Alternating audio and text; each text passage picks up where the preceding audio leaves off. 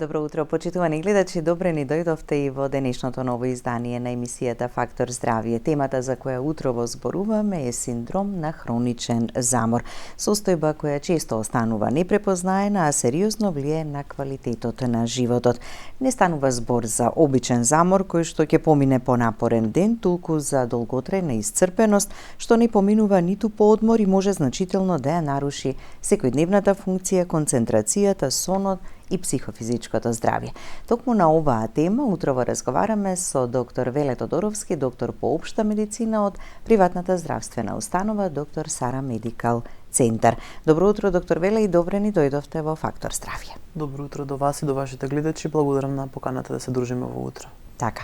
Би сакала пред да почнеме да зборуваме на оваа тема, да споменеме и за одбележувањето на Светскиот ден на семејниот лекар, кој што се одбележа во вторникот на 19 мај, посветен на семејните лекари кои што се столбот на примарната здравствена заштита.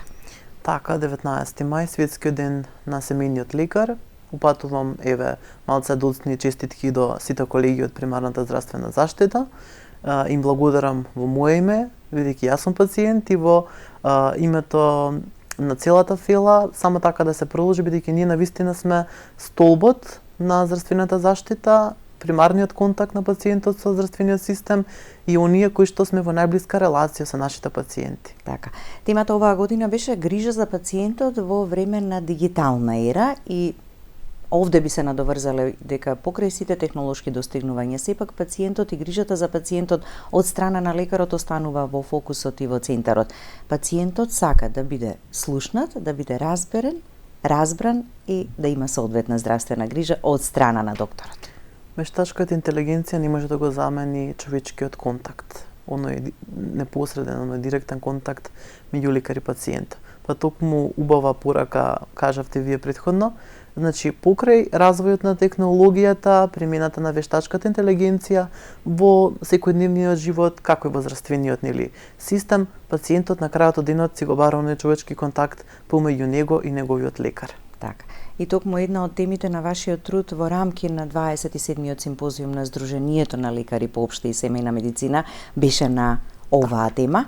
Да споменеме малку и за активностите на Сдруженијето и да ги пофалиме за сиот труд што го вложуваат и за сите активности кои што се преци во надоградување на лекарите, а таа надоградба нивна и разговорите и комуникацијата во служба на здравјето на пациентите. Така, искрено големи честитки до Сдруженијето на лекари по општа и семејна медицина и до раководството за нивната постојана борба за правата на матичниот семеен лекар и за извонредниот 27 меѓународен симпозиум кој што се одржа непосредно пред месец дена, кој што беше насловен 4 система една индивидуа и каде што јас учествував како активен учесник токму со тема вештачка интелигенција и разгледување на тие аспекти како пациентите ја прифаќаат, ја доживуваат и колку ја кажуваат доверба, односно една убава студија која што на крајот излезе со заклучок дека пациентот му верува на својот лекар и дека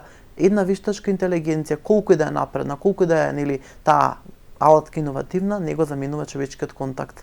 Така. Втората награда ја добивте токму од управниот одбор на Сдруженијето за овој труд. Во сесијата на слободни теми. И тоа е уште еден потик како млад лекар да придонесам како и во Сдруженијето, како и во оваа примарна здравствена заштита, уште повеќе да се грижам за пациентите, да истражувам и да афирмирам нашата прекрасна професија која што навистина благородна и потик и за идните матични лекари, за младите лекари да останат во оваа гранка, колку и да е така да звучи напорно, бидејќи да се биде матичен лекар барот од самиот лекар огромни жртви, односно посветеност и една поинаква димензија, бидејќи ние сме во секојдневен контакт со цело семејство, со различни возрастни групи, различни патологии и се надевам дека младите лекари ќе бидат мотивирани да останат да работат во примарната здравствена заштита. Ќе погледнеме блок реклами, па продолжуваме со разговорот. Останете со нас, почитувани гледачи, следете не од почеток до крај и секако јавите се, поставете прашање за да добиете совет и препорака за проблемот кој што го имате во моментов.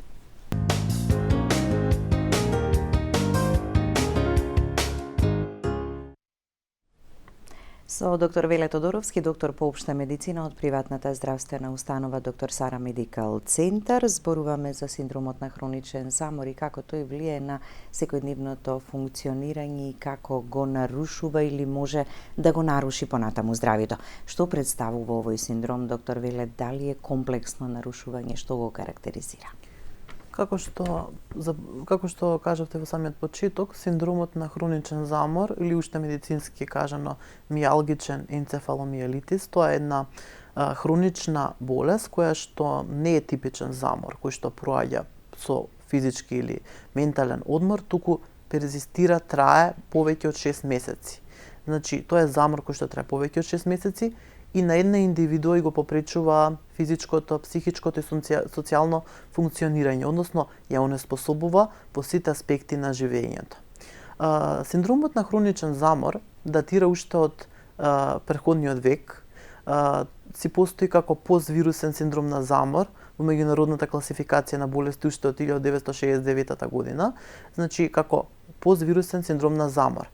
Се актуализира последните децении токму поради бројот на пациенти кои што расте со тој хроничен замор, исцрпеност, малаксалост, која што не може да се утврди со било кои нели диагностички тестови, лабораториски тестови, па токму затоа во последните децении се истражува ова поле, науката вложува повеќе напори за да го обзнани нели како патолошки ентитет пред пациентите, пред јавноста и доста интересни се истражувањата.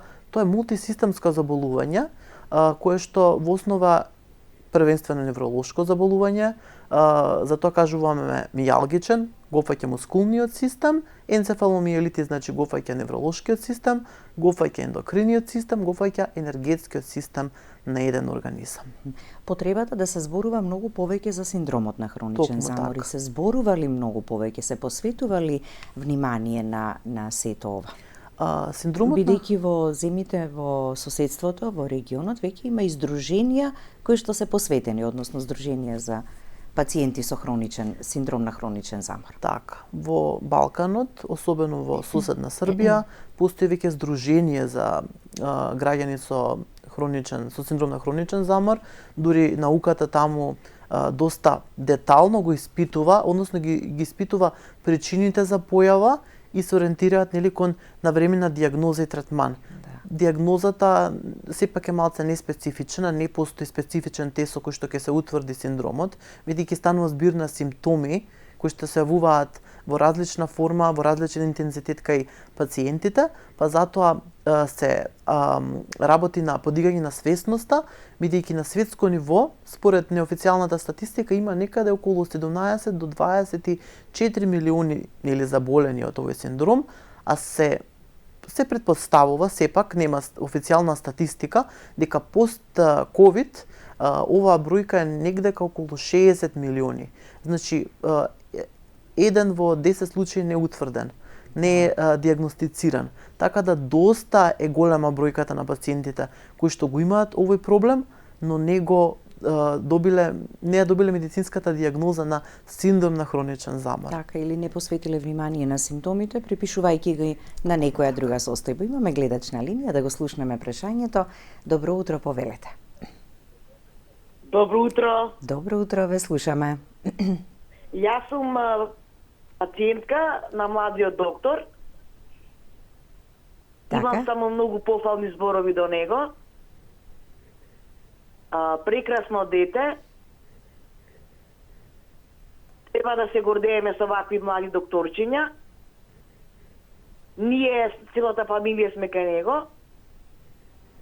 За тоа се јави само да ви кажам дека е прекрасно дете. Само да упатите убави зборови, да, и вакви доктори што повеќе да имаме, млади доктори да ни останат во земјава, во Македонија, така да не бараат нешто надвор од неа. Ви благодарам за јавувањето.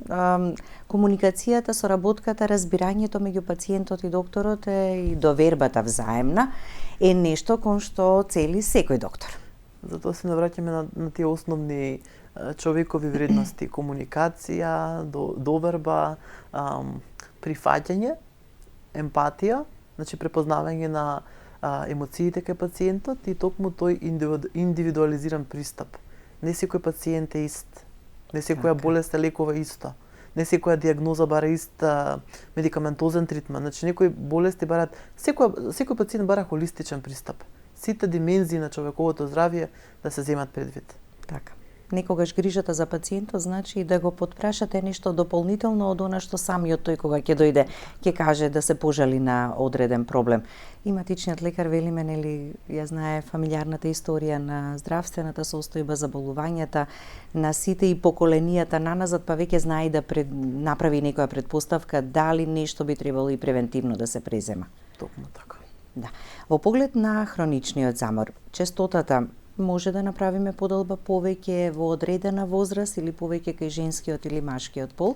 Има ли и такви некои истражувања? Така. Во однос на половата дистрибуција, овој синдром е 2 до 4 пати почест кај жените. Тоа укажува дека жените не се поранливи, односно имаат поголем ризик да заболат од синдромот на хроничен замор. Може би и самата општествена улога која што носи една жена, нели, мајчинството, професионалната определба, на сите страни сакаме да постигнеме, сето тоа си потегнува некои, да кажеме, ги потегнува тие ризик фактори кои што може само да го забрзаат појавувањето на заболување. Како што кажавме, исто така возраст исто така е релативна. Може би да се јави во подоцнежни години, но има и доста помлади пациенти, адолесценти, може би пациенти во нивните најубави години кои што го имаат ова заболување, синдромот на хроничен замор.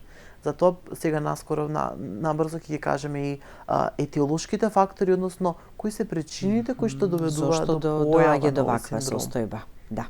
Кои се причините? Се знаат или уште и постојано се истражуваат? Или не можеме да кажеме дека конкретно има една причина која што го предизвикува? Тоа е мултисистемско заболување. Значи, причините може да бидат првично, истражувањата најактуелни се насочени кон поствирусните реакции на организмот. Особено синдромот на хроничен замор се поврзува со вируси од типот на инфективна мононуклеоза, кој што е предизвикан од Епштен-Бар вирусот, потоа вирусите од херпес симплекс фамилијата, вирусот на грип и во поново време, или последните 5 до 6 години, после пандемијата SARS-CoV-2, односно COVID-19. Значи, сите тие вируси прават во организмот промени во имунолошкиот систем, нашето тело да биде во пролонгирана воспалителна реакција, односно да се излачуваат тие воспалителни материи од типот на цитокини, кои што прават воспаление во телото. Па затоа имаме мултисистемско воспаление. Не е засегнат само еден орган. Синдромот на хроничен замор може да се дефинира како пожар. Значи, ако изгаснеме пожар во еден орган, се јавува пожар во друг орган. Значи, настанува постојано ново жариште. И затоа е многу неспецифично заболување, бидејќи се јавува со различна манифестација, но во основата тој хроничен замор. И затоа е убаво да се каже дека постковидниот синдром е поголем спектар на заболувања. И затоа може да се каже дека мијалгичниот енцефаломиелит, односно синдром на хроничен замор, е само дел од тој спектар. Така да многу е патогенезата богата. Тука е ендокриниот систем, односно нарушена е таа нормална оска, хипоталамус, хипофиза, надбубрежна жлезда. Значи, нарушена е одговорот на кортизолот во организмот. Затоа индивидуите засегнати со синдромот на хроничен замор имаат намалена реакција на стрес. Тие, дали во поглед е тоа физички стрес на телото, дали во поглед на психолошки стрес. Значи, нарушен е ендокриниот систем. Исто така имунолошкиот систем во поглед на белите крвни клетки. Значи, тие се повторно ќе кажеме хиперреактивни. Се излачуваат материи кои што прават во телото постојано воспаление. Потоа тука е, како што спомнавме, невролошкиот систем, се менуваат, имаме промена на ниво на нервните клетки, воспаление на мозочните клетки. Сето тоа е едно мултисистемско воспаление кое што навистина дава една широка лепеза на симптоми кај пациентите. Да. Освен тој замор кој што се чувствува, кои се другите останатите? Не станува збор за замор после физички напор или физичка работа, туку едноставно секој ден велите многу сум изморен. Претпоставувам така ја опишуваат состојбата. Тој замор се дефинира како замор кој не поминува и после нормален сон, после нормален физички одмор. Значи некој може да има и 8 часа сон, а да се разбуди исцрпен, изморен. Телото реагира со хронична состојба на замор, на исцрпеност, на малаксалост. Значи тие индивидуи не се способни да издржат полно работно време. Тие не се во состојба да гледаат телевизија како што гледале во претходните години, да читаат книга, да вршат физичка активност во поглед на пешачење, во поглед на било која друга физичка активност. Нивната концентрација е нарушена, нивниот сон е нарушен, или спијат предолго, или се будат во текот на ноќта, значи имаат нарушен циклус, циркадијалниот часовник име, да кажеме на некој начин, исто така нарушен, имаат нарушен сон. Потоа исто така убаво да се нагласи ризикот од автоимуни заболувања. Значи, кај луѓето кои што веќе имаат автоимуни заболувања, ова состојба е исто така доста почеста. И затоа потоа во дијагнозата прво се исклучуваат други проблеми или болести, така за да се види дали станува збор за ова, дали забрзана работа на срцето, болка во зглобовите и мускулите. Нешто за кое многу често слушаме во годиниве наназад и затоа велиме с поврзаноста со ковид пандемијата и вирусот или тој пост-ковид синдром, бидејќи најизразени се тие симптоми во тој период. Како што кажавте, болка во мускули, потоа хроничен замор, кој што веројатно настанува поради воспаление на мускулните клетки. Промена на ниво на мускулна клетка, односно имаме таа мијалгија, односно фибромијалгија, значи мускулното ткиво може да премине во сврзно ткиво, па тие мускули веќе да не се во таква функција како што биле претходно. Пациентите развиваат покрај симптоми од мускулоскелетниот систем. Како што кажавте, автономниот нервен систем страда срцевата активност, имаме забрзана срцева работа, имаме потешкоти со дишењето. Значи белодробието не работи во полн капацитет. Сите тие автономни функции кои што се не реагираме ние, туку тие се несвесни, се пореметуваат. Срцевата работа, дишењето, значи имаме зголемен крвен притисок кај пациентите, што исто така една честа појава, многу промени кои што навистина ги засегаат сите органски системи во нашето тело. Да. И овие симптоми обстојуваат подолг период. Кога е вистинско време да се направи лекарска проценка или нели на својот лекар матичниот првенствено, така да му ги кажеме симптомите или потешкотиите кои што ги чувствуваме? Честопати луѓето велат ми е заради ова или заради она, па ги занемаруваат и некако оставаат да им го нарушува секојдневието. Многу често се препокрива хроничниот замор со другите типови на замор. Не е само физичкиот замор, тие пациенти чувствуваат веќе прегореност во буквална смисла. Не се способни. Повеќе од 6 месеци трае тој замор, според тие клинички критериуми. Значи се јавуваат на матичен лекар и постепено треба да се исклучуваат останатите органски системи, односно да се исклучуваат останатите можни дијагнози. Значи имаме диференцијална дијагноза. Затоа во делот на дијагноза велиме пациентите нема специфичен лабораториски тест или дијагностички тест кој што ќе каже го имам синдромот на хроничен замор или специјалистот ќе каже со сигурност. Ова е мултидисциплинарен пристап. Значи покрај лекарот примарна здравствена заштита, тука си од секундарно ниво. Психијатар, невролог, ортопед, реуматолог, значи сето тоа бара мултидисциплинарен пристап. На крајот кога ќе се исклучат сите можни дијагнози кои што отпаѓаат, пациентот ја добива дијагнозата синдром на хроничен замор, односно влегуваат тука и тироидната жлезда, дијабетот и ред други некои состојби. Се треба да се исклучи. Шеќерна болест, слабокрвност, нарушување на штитната жлезда. Многу често штитната жлезда знае да даде симптоми на хроничен замор, на нарушена концентрација, односно на летаргија, на нарушен сон. Баш тука доминантен симптом кој што се проклопува и кај други состојби е маглата во мозокот или brain fog на англиски јазик. Значи пациентите доживуваат конфузија, имаат проблем со концентрацијата Ја го немаат тој фокус што го имале претходно. Да. Така да и тоа е многу важен клинички симптом. Така, да. Имаме гледач на линија, да го слушнеме прашањето. Добро утро, повелете. Ало, добро утро. Добро утро, ве слушаме. Добро утро. Ве слушаме, повелете со прашањето. Ве поздравувам во студиото Ви благодариме. и сакам да го прашам докторо. Јас имам лонгоишиалгија, а и праена сум имам бајпаси на срцето. Ама многу се заморувам, за кратко време не можам ни дома толку да работам, нити па да пешачам. Што треба да пијам за да нешто да помогне? За малку да си помогнете. Добро, ви благодариме за јавувањето. Така.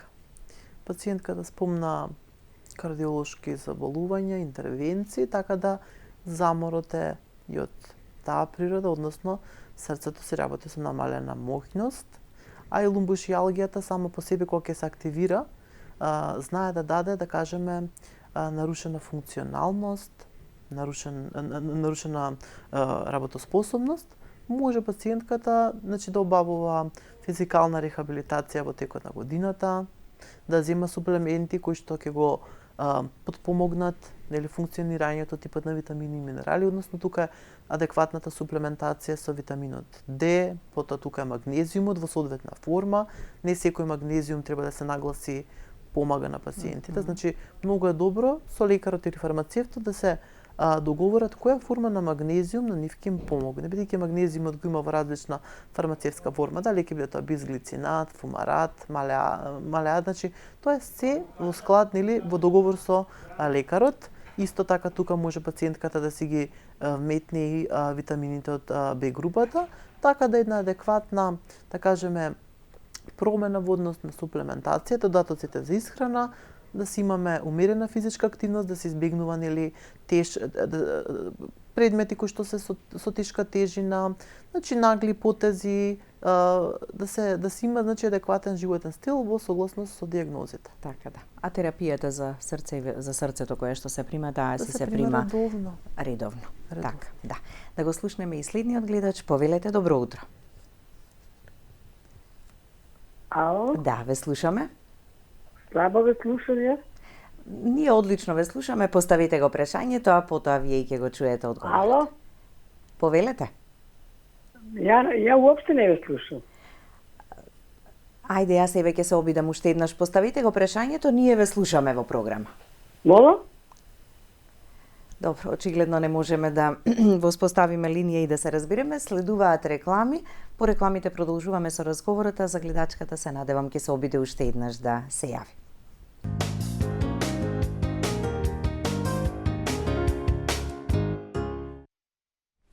Продолжуваме со разговорот во студиото. Она што е важно и сакаме да го испратиме како порака, да ги препознаат навреме гледачите симптомите, доколку дел од ова чувствуваат малку подолг период и да си се обратат кај својот лекар за однекаде да се почне, така и да се види дали станува збор за синдром на хроничен замор или пак за нешто друго. Постојат ли форми според тежината на состојбата? Така. Да поедноставам, ќе ги кажам како едни 3 типа на кој што може да биде синдромот на хроничен замор: лесна форма, средно тешка форма и тешка форма. Значи, кај лесната форма нарушена е работната способност на пациентот, му треба малце повеќе време за активностите, во поглед на останатиот дел од секојдневието, и сонот исто така е нарушен. Кај средно тешката форма пациентот дури не може да работи во полно работно време. Неговата работоспособност е на вистина нарушена. Во поглед брзо се заморува, му треба двојно, тројно повеќе време за активностите што претходно ги правел во минатото. Нели лесно, сега треба многу повеќе концентрација, повторување. Исто така тешката форма може кај пациентите да ги закотви во кревет. Значи веќе кога е тешка формата бара и рехабилитација. Така. Порано се сметало дека е психолошко, психолошка состојба, така? А како денес влијае на психичкото здравје? Така, пациентите со синдром на хроничен замор имаат зголемена стапка на анксиозност, депресивност, токму поради нарушениот квалитет на живот. Затоа третманот на ова заболување е симптоматско, односно насочено кон ублажување на симптомите. Веќе кога сме кај психолошката состојба, значи анксиолитици за намалување на анксиозност, антидепресанти за ублажување, намалување на симптомите на депресија, аналгетици за болка, бидејќи болката е една од водечките симптоми кај пациентите, и рехабилитацијата, особено пациентите имаат потреба од физикална рехабилитација, односно за на некој начин одржување на нивната физичка кондиција во некој оптимум кој што ќе им биде присутен во текот на животот. Така. Значи велиме лек конкретно немаме, туку терапијата е насочена кон ублажување на симптомите, а тоа ќе ни го подобри секојдневието и функционирањето. Велите подолго од 6 месеци ако траат овие симптоми. Има луѓе кај кои што со години траат ваквите работи, а едноставно не препознале или не им текнало или пак не се обратиле на вистинското место за да се воспостави дијагнозата, која што претпоставувам дека е вистински предизвик за секој лекар. Синдромот на хроничен замор можеби да е мисдиагностициран, односно да не е толку често диагностициран, токму и поради стигмата на заморот. Мора да се тргне стигмата дека заморот е нешто што не сме некој човек да си го почувствува или дека треба да го маскира во секојдневието. Ако некој чувствува замор повеќе од 6 месеци, неколку години, значи треба да бара причината. Како што во текот на разговорот кажавме, има луѓе кои што се будат и ќе кажат јас воопшто не спиев, а спиев доволно долго. Значи некои симптоми, некои значи ако сте одспале доволно часови, а се будите и велите изморен се разбудив. Така? Така. Тоа алармира дека нешто се случува.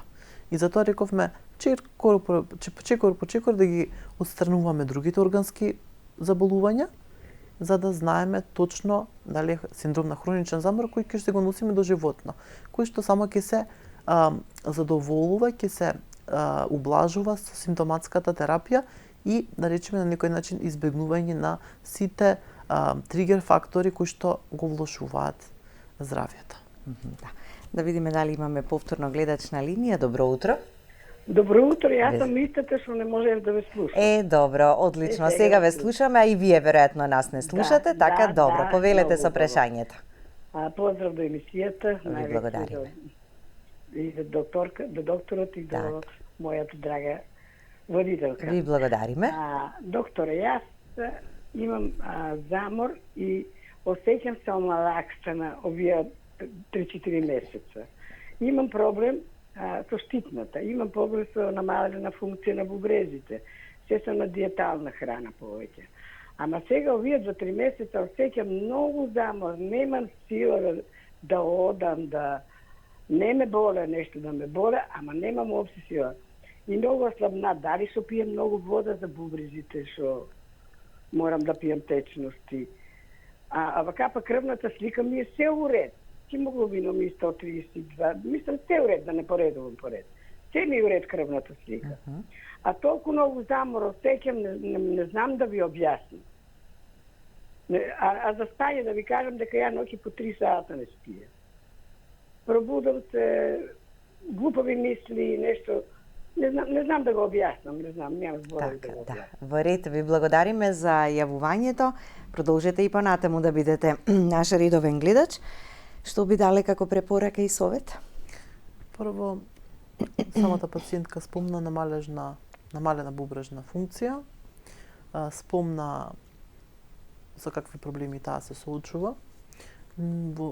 Телото старе, особено со текот на годините, и нормално е пациентите кои што се во подоцнежна возраст, нели повозрастните пациенти да чувствуваат замор. Заморот е дел од физиолошкото старење. Во однос на тоа што спомна дека навечер не спие, телото не спие бидејќи мозокот е активен. Нашите мисли се постојано присутни. Ако мозокот не ни е исклучен, не можеме ние да се пуштиме во сонот. Многу луѓе имаат нарушен сон. И времето влијае, односно биометеото, и исто така имаме и пролетен замор. Значи доста фактори само го појачува чувството на замор, кое што нели е субјективно чувство. Некој може да биде помалку, некој повеќе, но на некој начин можеме да си помогнеме со тоа што може да избегнуваме конзумација на кофеин, да речам до 18 часот да не последното кафе. Потоа никотинот како субстанца исто така го нарушува сонот. Тие некои чаеви кои што содржат исто така кофеин и други состојки кои што може да го нарушат сонот. Исто така прекомерната конзумација и на течности пред спиење може да го наруши спиењето бидејќи имаме ноктурија, ночно мокрење. Да. И советувам на пациентката, значи доколку имаме прекомерно конзумирање на течности, тоа да се намали за да не станува во текот на ноќта и да имаме ноќно мокрење. А мозокот ако чувствува веќе симптоми на депресивност, анксиозност, кои што не се исти состојби, значи имаме стручни лица кои што ќе утврдат дали е анксиозност, дали е депресивност, дали е нешто да речеме измеѓу, да се јави на матичен лекар. Имаме психолози кои што работат во јавно здравствените установи, чисто да се обави еден разговор и за тоа ќе си кажем и за претходната недела на подигање на свесноста на менталното здравје. Токму менталното здравје ни е многу важно. Без ментално здравје нема ни целокупно здравје. Треба да препознаеме кога не ни е добро, треба да работиме на себе си, да не дојдеме до тој синдром на хроничен замор и од преголема оптовареност на работното место, бидејќи некои болести доаѓаат и од премногу одавање на одреден аспект во животот. Затоа менталното здравје е многу важно и треба да се зборува за него не само една недела во годината или еден ден, постојано да се зборува за истото. И тоа буквално менталното здравје кај секоја возрастна популација. Кај секоја возрастна популација е важно и треба да се препознаат состојбите кои што не онеспособуваат, бидејќи живееме навистина во ера на современо живење, кој што е многу динамично, кој што бара од нас да бидеме успешни на сите полиња, но некои полиња не можеме подеднакво да ги задоволиме. Значи, психологот, психотерапевтот, матичниот лекар се важни за одржување на таа ментална хигиена. Менталната хигиена е многу важна. И апел до сите гледачи што не гледат моментално да не го занемаруваат своето ментално здравје. Да. А на самиот крај како заклучок би извеле дека доколку препознаеме некои од овие симптоми кои што ги споменавте во текот на емисијата, а долготрајно не измачуваат подолг период, да си побараме лекарски совет, односно отворено да зборуваме, бидејќи постои начин како преку тој третман целно насочен кон намалување на симптомите да си помогнеме себе си. Токму така. Навременно јавување на лекар ќе биде само да кажеме давање рака на помош на себе си во доаѓање до дијагнозата на синдром на хроничен замор. Барем олеснување ќе ни биде да знаеме дека имаме состојба со која што се живее, само која што треба да се менаџира соодветно и бара малце подолго време да се дијагностицира. Време и трпение. Така. Благодарам за гостувањето. Благодарам и вам на поканата. Да. Благодарности до вас, почитувани гледачи, за вниманието со кое не следевте. Останете и понатаму со програмата на ТВ24.